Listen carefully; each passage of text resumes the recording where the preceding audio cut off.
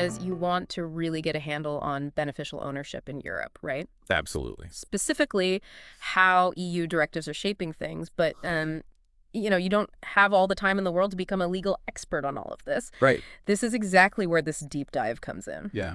So we've gone through and we've looked at a ton of information on UBO frameworks in various European countries, and we're going to try to make sense of it all for you today. Precisely. And all of this is under the, significant influence of these EU directives. Yeah. Our mission today is to pull out the really, really essential insights. Yes. Not going to overwhelm you with all the, small details. Try to give you that clear, structured picture of what is happening across the continent. Yeah, absolutely. And I think it's crucial for anyone working in this space to understand that the European landscape is really evolving. Right. And if your work involves any interaction with European entities, You're right. You really need to have a grasp of how this EU drive for transparency is playing out in reality. Right. And what we're going to be doing today is looking at both the common ground, Yeah. and the interesting variations in how individual nations are approaching this whole challenge of identifying who the beneficial owners are. Right. And at the heart of it all, a real driver behind what we're seeing in Europe is the EU's fourth and fifth anti-money laundering directives. Absolutely, yeah. These have really been a major force in establishing beneficial ownership frameworks across the whole region. Yeah. And it's not just a box-ticking exercise. Right. It's not just about compliance. Right. The fundamental idea is to really know who owns and controls a company. Yeah. Our sources all emphasize this, Yeah. this idea of the ultimate beneficial owner, or the UBO. Right. This is absolutely crucial in fighting all sorts of financial crimes. Yeah. We're talking money laundering, we're talking tax evasion, we're talking corruption, you name it. Absolutely. And this is really part of a much bigger global push for transparency. Right.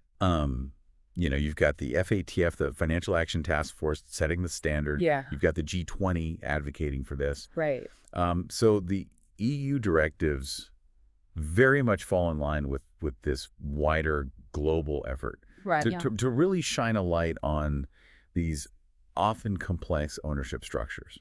And speaking of different approaches that different countries are taking, Yeah. we're seeing two main ones highlighted in our material. Right. Some countries have these internal disclosure requirements, Yeah. meaning that, companies need to gather and maintain this UBO information. Right. Then authorities can access it when they need to. Yeah. Then you've got other countries that are setting up these live UBO registries. Yeah. Some of them are even publicly accessible. Yeah. It seems like globally we're moving towards these live registries as a way of increasing transparency. Absolutely. And I think that's a key distinction. Yeah. This move towards live registries and sometimes public registries Right. really signifies this proactive approach to transparency. Right. So rather than waiting for a request, Right. the information is out there, Right. at least for authorities, sometimes for the wider public as well. Right. And this can act as a deterrent to those involved in illicit activities. Yeah. It makes it harder to hide.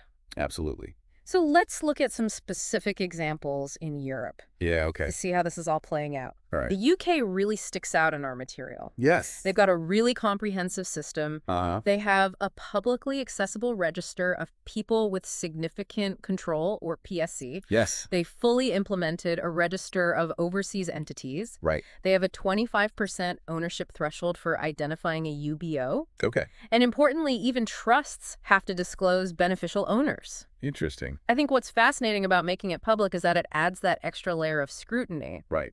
Anyone theoretically can look up who owns a UK company. Yeah, and I think the UK approach very much aligns with this direction that the EU is encouraging, Right. particularly this emphasis on public accessibility. The inclusion of trusts is also really significant Right. because trusts have historically been used to obscure true ownership. Right. Yeah. And the fact that they were early adopters and fully implemented the Register of Overseas Entities Right. really demonstrates their commitment to tracking ownership, even when it involves, entities that are based outside the UK. Yeah, they're really trying to get a handle on this. Absolutely. It really begs the question, does this level of public access actually lead to more accountability in practice? Yeah, it's a very interesting question. It is. And then we've got Germany, Yeah. another country with a really robust framework. Yes. They have the Transparency Register, which is a public registry Right. for all companies, including trusts. Okay. They also have a public PSC register. Yeah. And like the UK, a fully implemented register of overseas entities. Right. 25% threshold here, too. Okay. Trusts are required to report. Got it. The public transparency register for all companies really says something. Yeah, it does. It's a strong commitment to openness. Absolutely. And what's particularly noteworthy about Germany is that they explicitly include trusts within this public registry. Right. And this really highlights their intention to be really thorough in identifying who ultimately controls the entities that operate within their borders. Yeah, they want to know. Yeah. So then we have France. Yeah. They have a very robust framework as well, compliant with EU directives. Yeah. Centralized register that tracks beneficial ownership. Right. And this includes ownership through trusts. Okay. Now, this register isn't fully public. Right. Authorities have access to it, though. Oh. They also have a fully implemented PSC register, but the Register of Overseas Entities was still under development, according to our source. Right. And this source is from 2025, so just keep that in mind. Okay. 25% threshold applies. Yeah. And trusts are required to report. Got it. So while it's not fully public like the UK or Germany, at least initially, the data is still being centrally held. Yeah. And I think France's approach represents a slightly different balancing act. Right. So while they have these robust data collection mechanisms, Right. and they've got the PSC register in place, Yeah. the more restricted public access perhaps reflects a greater emphasis on individual privacy. Right. But the fact that they were developing a register of overseas entities suggests that, they recognize the need to further enhance transparency when it comes to foreign ownership. Right. So it shows that their approach is evolving. The work in progress. It is, yeah. Next up, Italy. Okay. Their system aligns with the EU directives, requires disclosure for anyone holding 25% or more in the Italian business registry. Right. They have a public PSC register, but their register of overseas entities was not fully implemented at the time of our source. Okay. Again, 2025 snapshot. Yeah. Trusts in Italy also have to disclose their beneficial owners. Got it. So that public PSC register is a significant step towards more transparency. Yeah. And I think Italy's framework shows a solid adoption of these core EU requirements. Right. Particularly with that public PSC register. Right. The fact that the register of overseas entities wasn't fully implemented suggests that this was an area of ongoing development for them. Right. And, they're probably trying to strengthen those transparency measures. Right, especially when it comes to this cross-border ownership. Exactly, yeah. It's interesting to see these commonalities across different countries. It is, yeah. But also these differences. Right. Then we have the Netherlands. Okay. Boasting a comprehensive framework.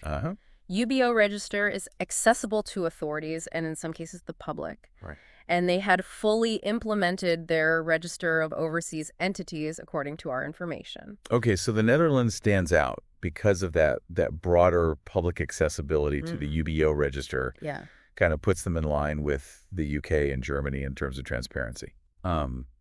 And again, that full implementation of the register of overseas entities just shows you how committed they are. Yeah. To tracking this ownership, regardless of where the controlling entity is based. Right. It makes you think about the potential impact of having that information readily available. Yeah. As a way of discouraging, the use of shell companies and things like that. Right. Then you have Spain. Yeah. They're an interesting case. Fully implemented PSC register. Right.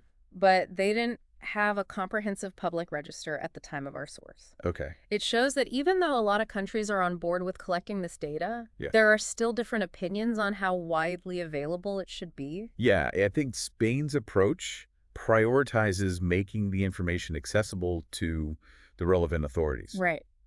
Which fulfills, the fundamental requirements of the FATF recommendations and the EU directives. However, their more limited stance on public disclosure at that point probably reflects different considerations they have. Yeah. The balance between transparency and other factors. Like privacy or potential business impacts. Yeah. And it's not just these countries. Yeah. Our source mentions a bunch of other EU nations. Right. Belgium, Sweden, Poland, Ireland, Austria, Denmark, Finland, Norway, Czech Republic, Romania. Wow, that's a lot. I know, right? Yeah.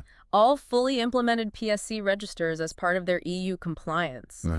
And often these registers are publicly accessible as well. Yeah. It really shows a widespread commitment to this level of transparency across the continent. Yeah, and that's a clear indication of Yeah. the impact of these EU directives. Right. It's really becoming the norm rather than the exception. Right. And this trend towards public accessibility you see in many of these countries, Yeah. it really underscores this growing consensus on the potential benefits Right. of greater transparency in deterring financial crime. But as we've seen, the level of public access is different everywhere. It is, yeah. You've got the UK, Germany, the Netherlands, and many Eastern European countries Right. making it public. Yeah. Others, like France, initially have more restricted access. Uh-huh. It seems like there's this ongoing discussion, this Yeah. balancing act Right. between this push for transparency Yeah. and concerns about privacy and potential misuse of this information. Absolutely. And that ongoing debate surrounding public access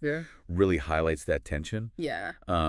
between the need for transparency to combat financial crime Right. and this fundamental right to privacy Yeah. and data protection. Exactly.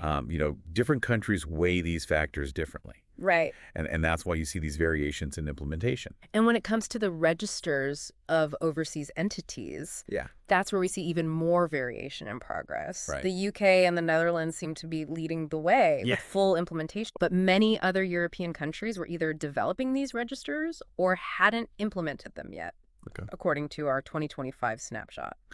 And I think this inconsistency in the implementation of registers of overseas entities is something to really keep an eye on. Right. Because while many countries have made good progress in domestic UBO transparency, Yeah. effectively tracking and identifying foreign ownership remains a challenge. Right. It's hard to get a handle on. It is, yeah.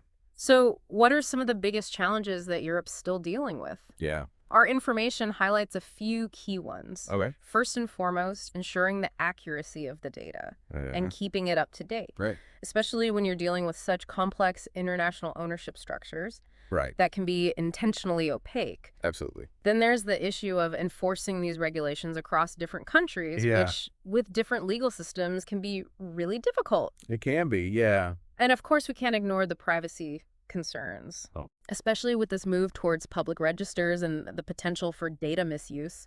Yeah, these are all critical challenges Right. that need constant attention. Yeah. And data accuracy and timely updating Yeah. are really paramount. Yeah. If the information isn't reliable or current, Right. the registers lose their effectiveness. Exactly. It defeats the whole purpose. Absolutely, yeah. So, achieving consistent enforcement across all these different legal and administrative systems is also really hard. It is, yeah. And as we've talked about, those privacy implications are real. They are. And policymakers have to balance this with the need for more transparency. They do, yeah. It's a difficult balancing act. It is. Um, But stepping back, looking at the bigger picture, yeah. it seems like Europe's making a real effort to improve beneficial ownership transparency. Absolutely, yeah. And a lot of that is coming from those EU directives. Yeah. We're seeing PSC registers widely adopted Right. and ongoing efforts to understand overseas ownership. Yeah, and despite the challenges Right. and the variations in implementation,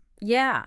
I think the overall picture in Europe Yeah. is one of commitment to increasing beneficial ownership transparency. Yeah. They're moving in the right direction. They are, yeah. So to wrap it up, Okay. Europe is definitely on this journey towards greater beneficial ownership transparency. Right. And the EU directives are a big part of that. They are, yeah. But as we've seen, there are still some interesting differences in how each country is doing it, especially when it comes to public access and enforcement. Precisely.